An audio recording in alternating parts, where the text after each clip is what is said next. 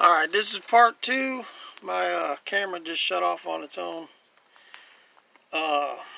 So back to this component. So if you take the air cleaner off and you remove the top of this, I went to a diesel fuel injection repair shop, and the engine will run with this off. So if you're having problems with this not clicking, or you don't think it's opening correctly, you can just take this whole cap off, and as you crank it, it'll fill this up like you fill up your sink at home, and it'll slowly overflow, but it'll still run the engine.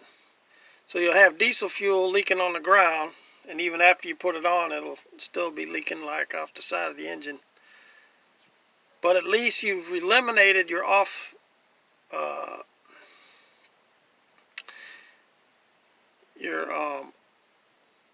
your fuel off switch, which basically is what this is.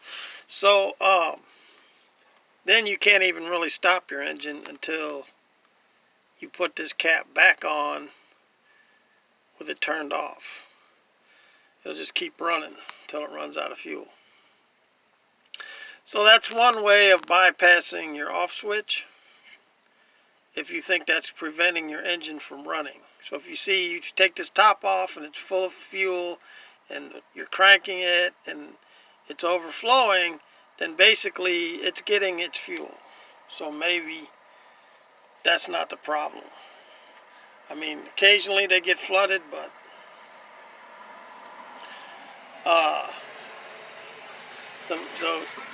the green wire in the back, I believe, is for the overflow valve, and this is the main on-off fuel valve. And this is the overflow fuel valve.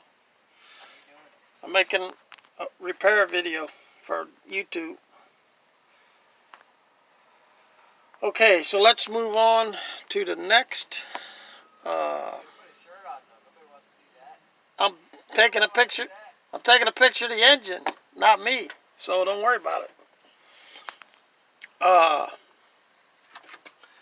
Now the next most important thing that you need to know is that the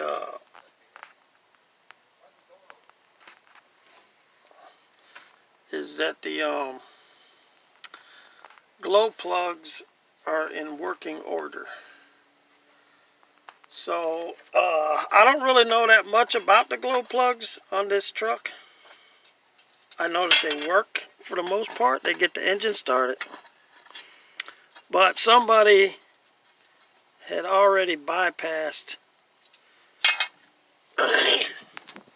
the initial circuitry that goes to the ignition.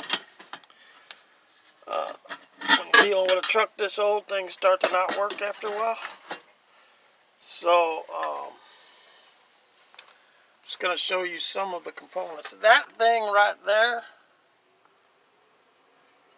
with the wires sticking out the top is one of the control pieces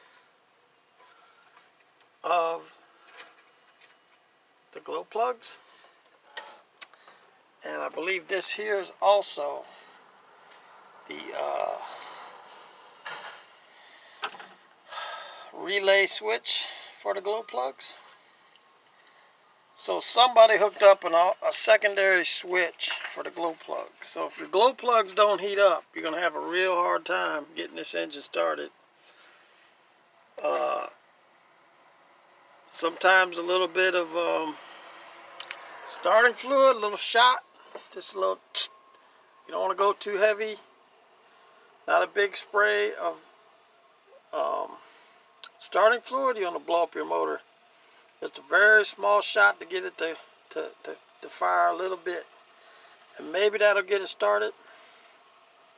Sometimes if your glow plugs aren't working and you crank and crank and crank, it'll start just because you cranked it a lot.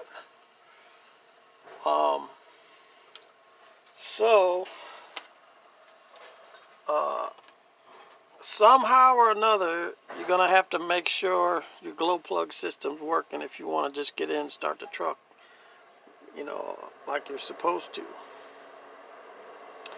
And you see all these,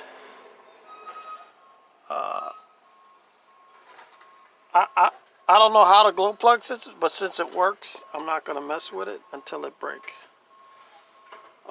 I guess if you can put your finger on one of the glow plugs and have somebody else turning the key on and off, you might be able to feel if it's heating up. So each cylinder has a glow plug.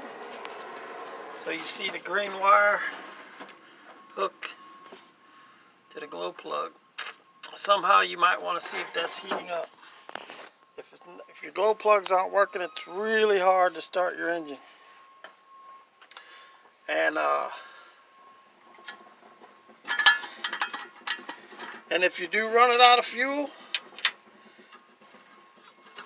you just gotta crank and crank and crank and crank to get those lines primed. So my suggestion is, if it runs out of fuel and you're just gonna have to get it towed to your house.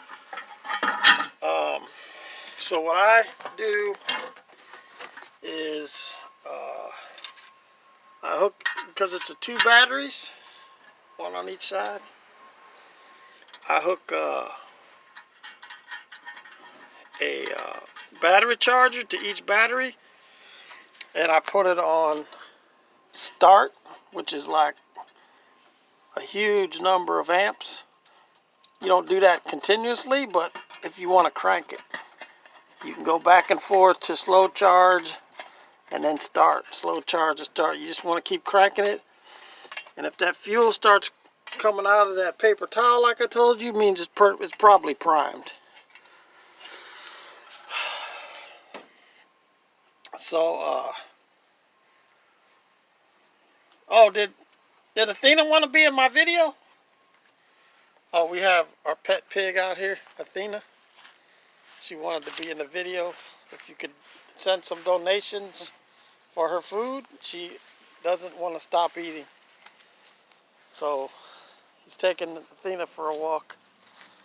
You want to be in the video? Nah, it's a pig. Oh, just a pig. Okay. Say hello, Athena. Want some food? Oh. By the way, this is what they call. Hey. This is what they call